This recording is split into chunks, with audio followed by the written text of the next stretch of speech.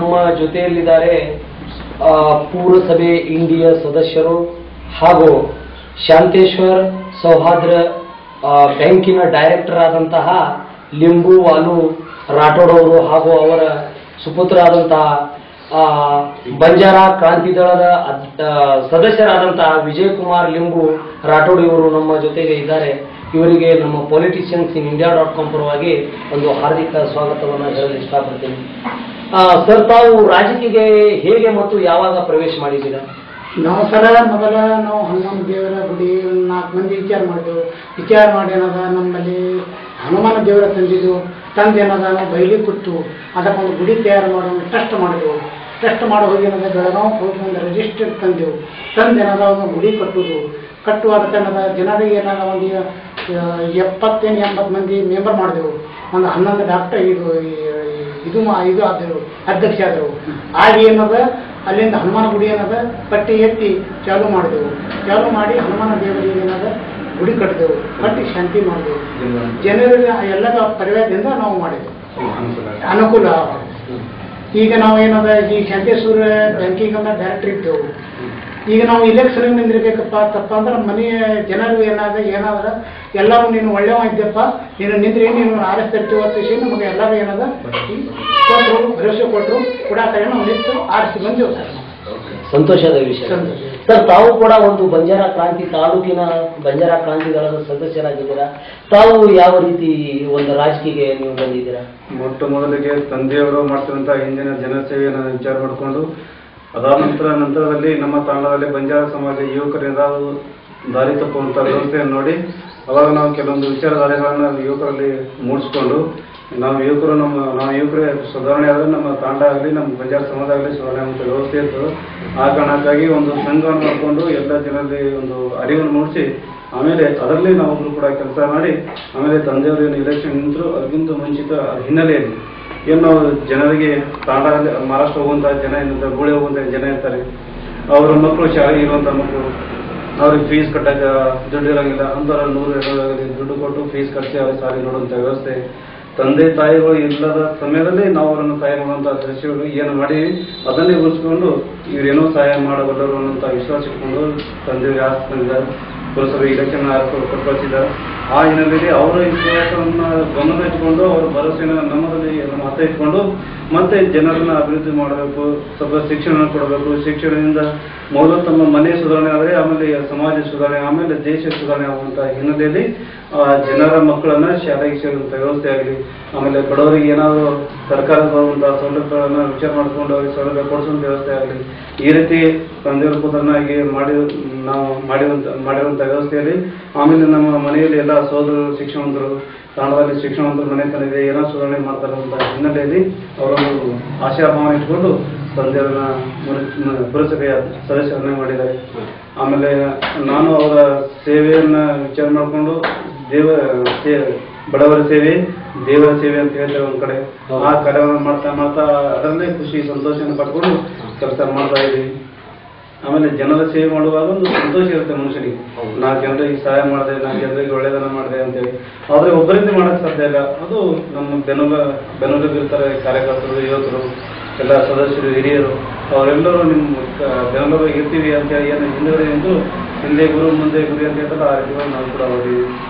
ಆಮೇಲೆ ಮನೆಯಲ್ಲಿ ಎಲ್ಲ ಸೋದರರು ಅವರು ಕೂಡ ಸಹಕಾರ, ಎಲ್ಲರೂ ಜ್ಞಾನವಂತರು, ಶಿಕ್ಷಣವಂತರು, ಅವರು ಒಂದು ಯೋಚನೆ ಹಾಕಿ ನಾವು ಈ ರೀತಿ ಮಾಡಿದ್ರೆ 4 ಜನರಿಗೆ ಅನುಕೂಲ ಆಗುವಂಥ ಭಾವನೆಯಿಂದ ನಮ್ಮ ಮನೆಯಲ್ಲಿ 4 ಜನ ಸೋದರಿದ್ದೀವಿ. ದೊಡ್ಡವರು ಇರ್ತಾರೆ. ಆಮೇಲೆ ಅವರು ಬ್ಯಾಂಕಲ್ಲಿ ಅವರು ನೌಕರಿ ಮಾಡ್ತಾರೆ.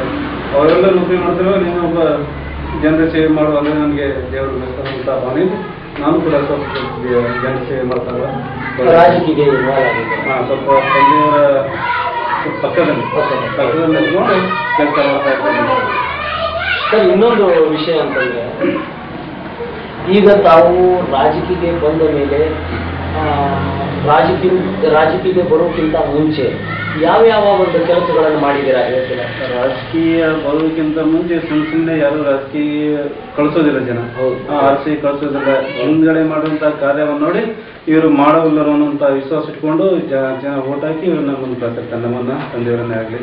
ಆ ಕಾರಣಕ್ಕೆ ಮುಂಚಿತವನ್ನ ಹೇಳೋದಾಗಲಿ ಏನಂತೇಳಿ ತಂದೆಯವರ ತಾಣದಲ್ಲಿ ರಸ್ತೆ ನಿರ್ಮಾಣ ಆಗಲಿ, ಕುಡಿಯುವ ವ್ಯವಸ್ಥೆ ಆಗಲಿ, ನಾವಿನ್ನೂ ಸದಸ್ಯ ಇರಲಿಲ್ಲ ಅವಾಗಲೇ 2 ಬೋರ್ವೆಲ್ ಕೊಳೆಗಳನ್ನು ನೋಡಿಸಿದ್ವಿ.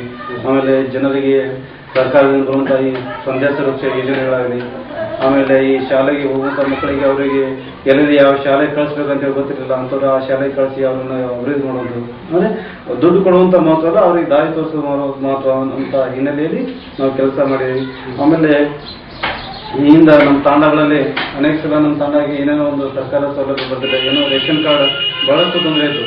ರೇಷನ್ ಕಾರ್ಡ್ ಅಂದ್ರೆ ಬಡವರಿಗೆ ತಲುಪ್ತಿರ್ಲೇ ಇಲ್ಲ, ಅಂಥದನ್ನು ಹೋರಾಟ ಮಾಡಿ ಒಬ್ಬರನ್ನ ಲೈಸೆನ್ಸ್ ರದ್ದು ಮಾಡಿ ಇನ್ನು ಎಲ್ಲರಿಗೆ ರೇಷನ್ ಕಾರ್ಡ್ ಅನ್ನು ಪಡಿತರ ಚೀಟಿ ಎಲ್ಲರಿಗೆ ಪಡಿತರ ಚೀಟಿ ಆಗುವಂಥ ವ್ಯವಸ್ಥೆಯನ್ನು ಮಾಡಿದ್ವಿ.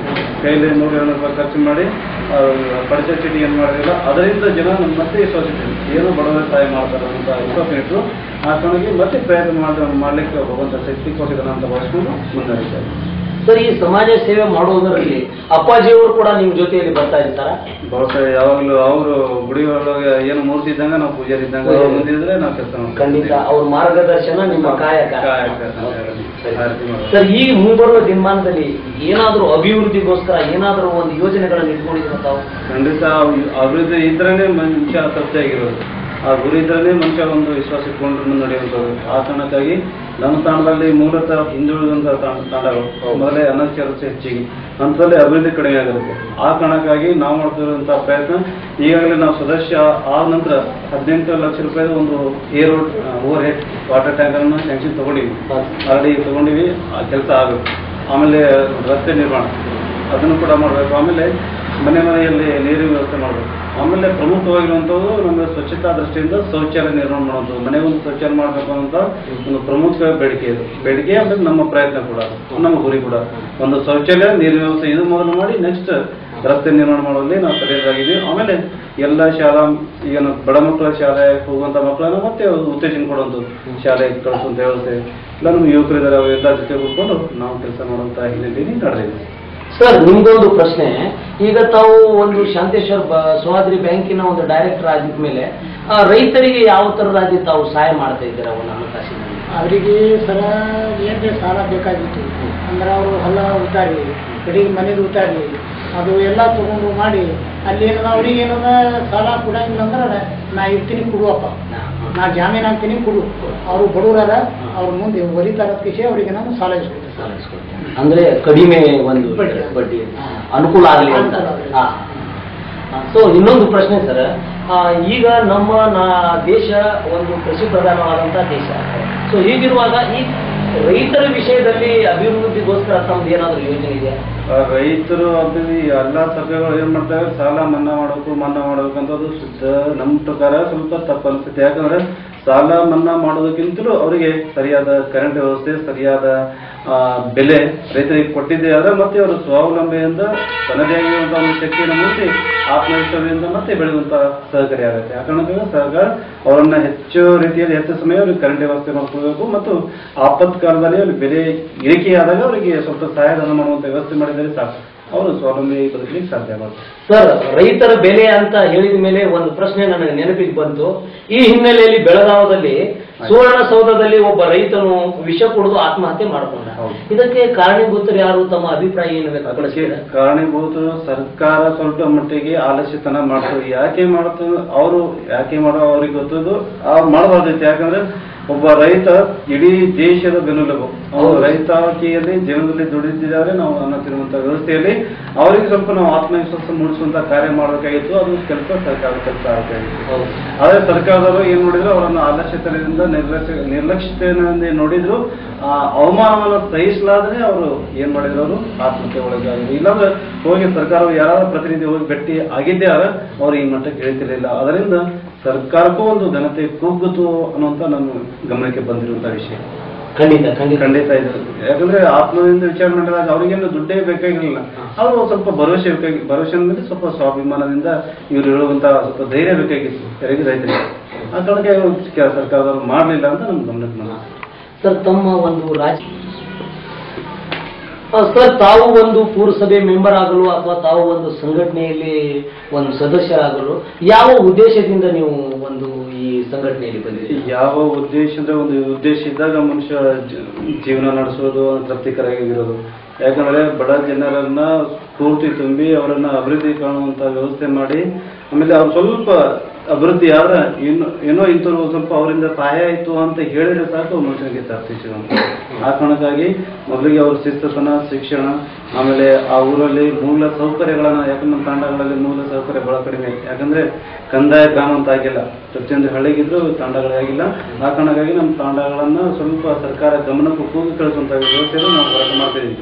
ಅದನ್ನು ಆಮೇಲೆ ನಮ್ಮ ತಾಂಡಗಳು ಅಲ್ಲಿ ಜನರು ಬಹಳ ಶಿಕ್ಷಣದ ಹಿಂದುಳಿದಿದ್ದಾರೆ, ಅದನ್ನು ಕೂಡ ಪ್ರಯತ್ನ ಮಾಡ್ತಿದ್ದೀವಿ ಎಲ್ಲರೂ ಶಿಕ್ಷಣ ಅಂತ ಮಾಡಲು.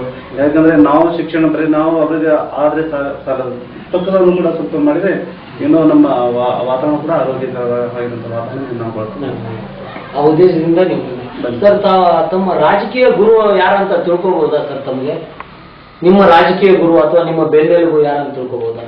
ಬೆನ್ನೆಲುಬು ಅಂತೇಳಿ ನಮ್ಮ ಕುಟುಂಬದ ಸಹ ಸದಸ್ಯರಂತ ಇರುವಂತ ಅಶೋಕ ಗೌಡ ಪಾಟೀಲ್ ಅಂತಿದ್ದಾರೆ.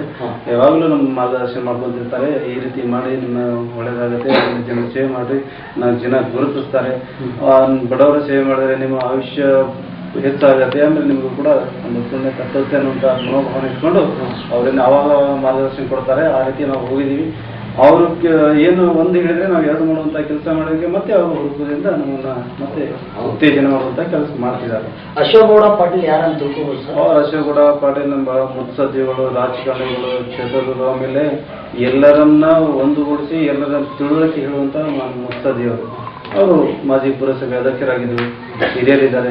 ಇಂಡಿಯೂರದಲ್ಲಿ ಏನಾದ್ರು ಸಣ್ಣ ಪುಟ್ಟ ಅನಾಹುತ ಅಂದ್ರೆ ಸಮಸ್ಯೆಗಳಾಗಿದೆ, ಅವುಗಳನ್ನ ಮುಂದೆ ನಿಂತು ಸ್ವಯಂ ನಿಸ್ವಾರ್ಥಿಯಾಗಿ ಸಾಲ್ವ್ ಮಾಡುವಂತ ವ್ಯವಸ್ಥೆ ಕೂಡ ಮಾಡ್ತಾರೆ. ಆ ಕಾರಣಕ್ಕಾಗಿ ನಮ್ಮ ಭಾಗ್ಯನ ಕೂಡ ಅವರು ನಮಗೆ ಮನೆಯ ಕುಟುಂಬದ ಸದಸ್ಯರಂತ ಇದ್ದಾರೆ.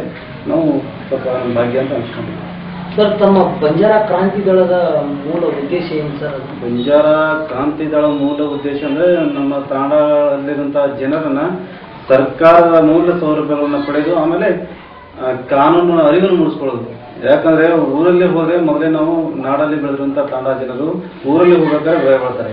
ನಾವು ಊರಲ್ಲಿ ಹೋದ್ರೆ ಯಾವ ರೀತಿ ನಾವು ಮಾಡ್ಬೇಕು, ಯಾವ ರೀತಿ ಮಾತಾಡಬೇಕು, ಯಾವ ರೀತಿ ಸರ್ಕಾರ ಸೌಲಭ್ಯ ಪಡಿಬೇಕು, ಒಂದು ಹೋರಾಟ ಮಾಡ್ಬೇಕಾದ್ರೆ ಯಾವ ಕಾನೂನು ಮುಖಾಂತರ ನಾವು ಮಾಡಬೇಕು, ಸರ್ಕಾರಕ್ಕೆ ನಮ್ಮ ತಾಂಡಗಳ ಕೂಗಿ ಕಳಿಸ್ಬೇಕಾದ್ರೆ ನಾವು ಯಾವ ರೀತಿ ನಾವು ಹೋರಾಟ ಮಾಡ್ಬೇಕು ಅನ್ನುವಂತ ಹಿನ್ನೆಲೆಯಲ್ಲಿ ಎಲ್ಲ ಜನರನ್ನ ಸೇರಿಸ್ಕೊಂಡು ಈ ಸೇವಾಲಾಲ ಜಯಂತಿಯನ್ನ ಮಾಡ್ತಾ ಮಾಡ್ತಾ, ನಮ್ಮ ಧರ್ಮಗುರುಗಳ ಜಯಂತಿಯನ್ನ ಮಾಡ್ತಾ ಮಾಡ್ತಾ, ನಮ್ಮ ಸೇವಾಲಾಲ್ ಏನಿದ್ದಾರೆ ಅವರು ಮಹಾನ್ ಸಂತ ಪುರುಷರು, ಮಹಾನ್ ಸತ್ಸಂಗ ಪುರುಷರು. ಅವರು ನುಡಿದಂತೆ ನಡೆದ ಒಂದು ಮಹಾಪುರುಷ ನಮ್ಮ ಕುಲದೇವರು. ಆ ಕಾರಣಕ್ಕಾಗಿ ಆ ಕುಲದಲ್ಲಿ ಹುಟ್ಟಿರುವಂತಹ ನಮ್ಮಗಳಿಗೆ ಅವರ ಪುಣ್ಯತಿಥಿ ಮಾಡ್ತಾ ಮಾಡ್ತಾ ನಮ್ಮ ಜನರು ಕೂಡ ಅಭಿವೃದ್ಧಿ ಕಡೆಗೆ ಸಾಗಿಸುವಂತ ವ್ಯವಸ್ಥೆ ಬಂಜಾರ ಕ್ರಾಂತಿ ದಳದ ಉದ್ದೇಶ. ಸರ್, ಈ ಬಂಜಾರ ಕ್ರಾಂತಿ ದಳದ ನಿಟ್ಟಿನಲ್ಲಿ ತಾವು ಬಂಜಾರ ತಾಂಡಗಳಿಗೆ ಅಥವಾ ಬಂಜಾರ ಒಂದು ಅಭಿವೃದ್ಧಿಗೋಸ್ಕರ ಯಾವುದಾದ್ರೂ ಒಂದು ಯೋಜನೆಗಳನ್ನು ಹಾಕೊಂಡಿದ್ದೀರಾ? ಬಂಜಾರ ತಾಂಡಗಳ ಅಭಿವೃದ್ಧಿಗೋಸ್ಕರ ಬಂಜಾರ ನಿಗಮ ಅಂತೇಳಿ ಮಾನ್ಯ ಸನ್ಮಾನ್ಯ ಯಡಿಯೂರಪ್ಪನ ಸ್ಥಾಪನೆ ಮಾಡಿದ್ರು. ಅವರಿಗೆ ಈ ಮುಖಾಂತರ ಧನ್ಯವಾದಗಳು. ಅವರು ಮಾಡಿರುವಂತ ವ್ಯವಸ್ಥೆಯಲ್ಲಿ ತಾಂಡಗಳಿಗೆ ರಸ್ತೆ, ನೀರು, ಆಮೇಲೆ ಈ ಸಭಾಭವನ ಅಂತ ಇರುತ್ತದೆ ಸರ್, ಅವುಗಳನ್ನು ಎಲ್ಲವನ್ನ ಆ ತಾಂಡಗಳಲ್ಲಿ ಯಾವ ಮೂಲ ಕೊರತೆ ಇದೆ ಅದನ್ನು ಲಿಸ್ಟ್ ಮಾಡಿಕೊಂಡು ಬಂಜಾರ ನಿಗಮ ಕಡೆ ಆ ಕಡೆ ಲಿಸ್ಟ್ ಕಳಿಸಿ ಹೋಸಲ ಯಾರು ನಮ್ಮ ಬಗ್ಲಿಯವರು MLA ಇದ್ದಾಗ 28 ತಾಂಡಗಳಿಗೆ ಸಭಾಭವನ ಆಗುವಂತ ವ್ಯವಸ್ಥೆ ಕೂಡ ಮಾಡಿದ್ವಿ. ಈಗ ಬರುವ ಈ ದಿನಮಾನದಲ್ಲಿ ಒಂದು ಕಡೆ ಬಿಜೆಪಿ, ಇನ್ನೊಂದು ಕಡೆ ಕಾಂಗ್ರೆಸ್, ಒಂದು ತೃತೀಯ ರಂಗದಲ್ಲಿ ಬೇರೆ ಬೇರೆ ಪಕ್ಷಗಳು ಬರ್ತಾ ಇದ್ದಾವೆ. ಈ ಲೋಕಸಭಾ ಚುನಾವಣೆ ಕುರಿತು ತಮ್ಮ ಅಭಿಪ್ರಾಯ ಏನಿದೆ? ಲೋಕಸಭಾ ಚುನಾವಣೆಯ ಪೂರ್ವದಲ್ಲಿ ನಾವು ಹೇಳಬೇಕಂದ್ರೆ ಮೊಟ್ಟ ಮೊದಲಿಗೆ ಕಾಂಗ್ರೆಸ್ ಸರ್ಕಾರ ಹಲವು ದಿವಸಗಳಿಂದ ಆತ ಬಂದಿದೆ. ಆದರೆ ನಮ್ಮ ದೇಶದ ಭದ್ರತೆ ದೃಷ್ಟಿಯಿಂದ ಸೂಕ್ತ ಅಂತ ಅನಿಸಿಲ್ಲ ನಮಗೆ. ಯಾಕಂದ್ರೆ ಜಮ್ಮು ಕಾಶ್ಮೀರದಲ್ಲಿ ಸೈನಿಕರ ರುಂಡವನ್ನು ಕಿತ್ಕೊಂಡು ಹೋದ್ರು ಅದು ಅಷ್ಟೊಂದು ಗಂಭೀರತೆ ತಗೊಳ್ಳಿಲ್ಲ. ಆ ಕಾರಣಕ್ಕೆ ನಮ್ಮಲ್ಲಿ ಭದ್ರತೆ ಸ್ವಲ್ಪ ಅಭದ್ರತೆ ಅಂತ ಕಾಣ್ತದೆ. ಆ ಕಾರಣಕ್ಕಾಗಿ ಇನ್ನೊಂದು ಕಡೆ ತೃತೀಯ ರಂಗ ಒಂದು ಮನೆಯಲ್ಲಿ 4 ಜನ ಇದ್ರೆ ಜಗಳ ಆಡ್ತಾರೆ. ತೃತೀಯ ರಂಗ ಎಷ್ಟು ಪ್ರಮಾಣದಲ್ಲಿ ಇರ್ತಾರೆ ಅಂತ ಭರವಸೆ ಹೇಳಕ್ಕಾಗಲ್ಲ. ಆಮೇಲೆ ಒಂದ್ ಕಡೆ ಬಿಜೆಪಿ ಅಂತ ಇದೆ, ಒಂದು ಅಟಲ್ಜಿ, ಇಂದು ಮೋದಿಜಿ ಅಂತ ಎಲ್ಲ ಕಡೆ ದೇಶದ ತುಂಬಾ ವಾತಾವರಣ ಹರಡಿದೆ. ಯಾಕಂದ್ರೆ ಗುಜರಾತಲ್ಲಿ ಮಾಡಿರುವಂತ ಅಭಿವೃದ್ಧಿ ಕಾರ್ಯಗಳನ್ನ ನೋಡಿ ಅವರು ಮಾಡಬಲ್ಲರು ಅಂತ ದೇಶ ಅವ್ರ ಕಡೆ ನೋಡ್ತಾ ಇದೆ. ಇನ್ನೊಂದು ಅವ್ರ ಕಡೆ ಗಟ್ಟಿತನ ಇದೆ, ದೇಶಾಭಿಮಾನ ಇದೆ, ದೇಶದ ಭದ್ರತೆ ಯಾವ ರೀತಿ ಮಾಡ್ಬೇಕು ಅನ್ನೋ ದೂರದೃಷ್ಟಿ ಮೋದಿಯವರ ಕಡೆ ಇದೆ. ಆಮೇಲೆ ಬಿಜೆಪಿ ಸರ್ಕಾರ ಕೂಡ, ಬಿಜೆಪಿ ಪಕ್ಷ ಕೂಡ ಮೊದಲು ದೇಶ ಭದ್ರತೆ ಇದ್ದಿದ್ರೆ, ದೇಶ ಸುರಕ್ಷಿತ ಇದ್ರೆ ನಾವು ಕೂಡ ಒಳ್ಳೆಯವರಾಗಿರ್ತೀವಿ, ಅಂದ್ರೆ ಭದ್ರತೆಯಿಂದ ಇರ್ತೀವಿ. ಆ ಪಕ್ಷ ಭದ್ರತೆ ಇರುವಂತ ವ್ಯವಸ್ಥೆ ಬಿಜೆಪಿ ಇದೆ. ಆ ಪ್ರಧಾನಿ ಅಭ್ಯರ್ಥಿ ನರೇಂದ್ರ ಮೋದಿ ಮಾಡ್ತಾರೆ ಅಂತೇಳಿ ನಾವೊಬ್ಬರೇ ಎಲ್ಲ ಯುವಕರು ಎಲ್ಲ ಮನೆಯಲ್ಲಿ ಹಳ್ಳಿಯಲ್ಲಿ ಜನ ಹೇಳ್ತಾರೆ ಅವ್ರು ಆಗ್ಲಿ ಅಂತ ಹೇಳಿ ಆಸಕ್ತಿ. ಅಪ್ಪಾಜಿ ಅವರಿಗೆ ಒಂದು ಪ್ರಶ್ನೆ, ಈಗ ಬಿಜೆಪಿ ಸರ್ಕಾರ ಆಗತ್ತಂತ ಅನ್ಕೋತೀರಾ ತಾವು? ಬಿಜೆಪಿ ಸರ್ಕಾರ MP ಇಲೆಕ್ಷನ್ ಅಲ್ಲಿ ಬಿಜೆಪಿ ಸರ್ಕಾರ ಬರುತ್ತಾ? ಬರ್ತದಲ್ರಿ, ಮೋದಿದಿಂದ ಬರ್ತಾರೆ. ಬರುತ್ತಾ? ಗ್ಯಾರಂಟಿ ಬರುತ್ತೆ. ಎಲ್ಲ ಜನಕ್ಕೆ ಬರ್ತಾರಂದು ಭಾವಿಸಿ. ಸರ್, ಕೊನೆಯದಾಗಿ ಒಂದು ಪ್ರಶ್ನೆ ಕೇಳ್ತೇನೆ ನಿಮಗೆ. ಸಮಗ್ರ ಭಾರತದ ಯುವ ಜನರಿಗೆ ತಾವು ಈ ಮಾಧ್ಯಮದ ಮುಖಾಂತರ ಯಾವ ಸಂದೇಶವನ್ನು ಕೊಡಲು ಇಷ್ಟಪಡ್ತೀರಾ ಸರ್ ತಾವು? ಸರ್ವ ಯುವಕರಲ್ಲಿ ಸುಭದ್ರವಾಗಿರುವಂತಹ ಭಾರತ ದೇಶದಲ್ಲಿ, ಸಂಸ್ಕೃತಿ ಇರುವಂತಹ ನಮ್ಮ ಭಾರತ ದೇಶದಲ್ಲಿ ಯುವಕರು ಸದೃಢವಾಗಿ ದಿಟ್ಟತೆಯಿಂದ ಹೆಜ್ಜೆ ಇಟ್ಟಿದ್ರೆ ನಮ್ಮ ಭಾರತ ದೇಶ ಇಡೀ ವಿಶ್ವದಲ್ಲಿ ಒಂದು ಸುಭದ್ರವಾಗಿರುವಂತಹ ದೇಶ ಅಂತ ಅನಿಸ್ಲಿಕ್ಕೆ ಸಾಧ್ಯ ಆಗುತ್ತೆ. ಆ ಕಾರಣಕ್ಕಾಗಿ ನಮ್ಮ ಯುವಕರು ಏನ್ ಮಾಡಬೇಕು, ಈ ಎಲ್ಲ ದುಶ್ಚಟಗಳನ್ನ, ತಂಬಾಕಾಗಲಿ, ಶರಾಯಿ ಆಗಲಿ, ಆಮೇಲೆ ಇಸ್ಪೀಟ್ ಆಡುವಂತಾಗಲಿ, ನಮ್ಮ ತಾಂಡಗಳಲ್ಲಿ ಅನಕ್ಷರತೆ ಹೆಚ್ಚು ಅವನ್ನ ಬಿಟ್ಟು ನಾವುಗಳು ಮೊದಲು ಶಿಕ್ಷಣ ಪಡೆದು ನಮ್ಮ ದೇಶಕ್ಕೆ ಏನಾದರೂ ಕಾಣಿಕೆ ಕೊಡಬಲ್ಲರು ಅನ್ನುವಂಥ ಹಿನ್ನೆಲೆಯಲ್ಲಿ, ಅಂದ್ರೆ ಎಲ್ಲರೂ ಕಾಣಿಕೆ ಕೂಡ ಎಲ್ಲರೂ ಗುರಿ ಮುಟ್ಲಿಕ್ಕೆ ಸಾಧ್ಯ ಇಲ್ಲ. ಎಲ್ಲರೂ ಶಿಕ್ಷಣವಂತರಾದ್ರೆ ಅಲ್ಲಿಯ ವಾತಾವರಣ ಆರೋಗ್ಯಕರವಾಗಿರುವಂಥ ವಾತಾವರಣ ನಿರ್ಮಾಣಗೊಳ್ಳುತ್ತೆ. ಆಮೇಲೆ ದೇಶದ ಬಗ್ಗೆ ಏನು ಚಿಂತನೆ ಮಾಡ್ತಾರಲ್ಲ, ಏನು ದೃಷ್ಟಿ ಇಟ್ಕೊಂಡು ವಿಚಾರ ಮಾಡ್ತಾರಲ್ಲ, ಅದು ದೇಶದ ಅಭಿಮಾನ ಇಟ್ಕೊಂಡು ನಮ್ಮ ದೇಶದಗೋಸ್ಕರ ಪ್ರತಿನಿತ್ಯ ಏನು ಕಾಯಕ ಮಾಡ್ಕೊಂಡು ಹೋಗ್ತಾರಲ್ಲ, ಅದು ದೇಶದ ಹಿತದೃಷ್ಟಿಯಿಂದ ಒಳ್ಳೆಯದು. ಆಮೇಲೆ ಯುವಕರೆಲ್ಲರೂ ದೇಶ ಅಭಿಮಾನ ಇಟ್ಕೊಳ್ಳಿ, ತಾವು ಕೂಡ ಅಭಿವೃದ್ಧಿ ಆಗಲಿ, ತಮ್ಮ ಮನೆ ಕೂಡ ಅಭಿವೃದ್ಧಿ ಮಾಡಲಿ ಅನ್ನುವಂಥ ಹಿನ್ನೆಲೆಯಲ್ಲಿ ಅವರಿಗೆ ಒಂದು ಸಂದೇಶ ಕೊಡೋಕೆ ಇಷ್ಟಪಡ್ತೀನಿ.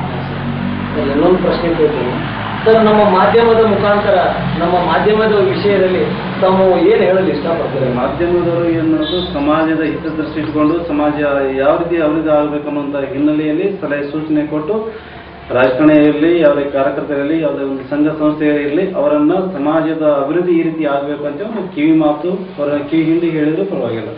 ನಾವು ಪೊಲಿಟಿಷಿಯನ್ಸ್ ಇನ್ India.com ಈ ನಮ್ಮ ಮಾಧ್ಯಮದ ಕುರಿತು ತಮ್ಮ ಅಭಿಪ್ರಾಯ ಏನಿದೆ ಸರ್? ಪೊಲಿಟಿಷಿಯನ್ ಮೊಟ್ಟ ಮೊದಲಿಗೆ ನನ್ನ ಪ್ರಕಾರ ಇದು ಮೊಟ್ಟ ಮೊದಲಿಗೆ ಈ ಸಿಸ್ಟಮ್ ಬಂದಿದೆ ಅಂತ ಕಾಣುತ್ತೆ. ಆ ಕಾರಣಕ್ಕಾಗಿ ಎಲ್ಲ ರಾಜಕಾರಣಿಗಳ ಮನದಲ್ಲಿರುವಂತಹ ವಿಚಾರಧಾರೆಗಳನ್ನು ಹೊರಗಾಕಿ ಮತ್ತೆ ಅವರಿಗೆ ಕಾರ್ಯಕ್ರಮ ಏನು ಗುರಿ ಮುಟ್ಟಲು ಏನು ಕೆಲಸ ಮಾಡಲು ನೀವೇನು ಹುರಿದುಂಬಿಸಿರಲ್ಲ, ಅದು ದಿಟ್ಟತನ ಒಳ್ಳೆಯತನ ಅಂತ ಭಾವಿಸ್ತೇನೆ. ಯಾಕಂದ್ರೆ ಎಲ್ಲ ಮಾಧ್ಯಮಗಳು ನೀವೇನು ಮಾಡ್ತೀರಿ, ಏನು ಕೆಲಸ ನೋಡೋದು ಇದೇ ಹೆಚ್ಚಿಕೊಳ್ಳೋದು, ಆದರೆ ನಿಮ್ಮ ದೃಷ್ಟಿಕೋನ ಎಂಥದ್ದು ಅಂತ ಕೇಳೋದಾಗ ಮಾಡ್ತಾ ಇದ್ದೀರಿ. ನಿಮ್ಗೆ ಒಳ್ಳೆಯದಾಗಲಿ, ನಿಮ್ಮ ಮೀಡಿಯಾ ಮತ್ತೆ ಮುಂದುವರಿಲಿ ಆಶಿಸ್ತೀಯ ಅಂತೇಳಿ ನಾನು ಆಶಿಸ್ತೇನೆ.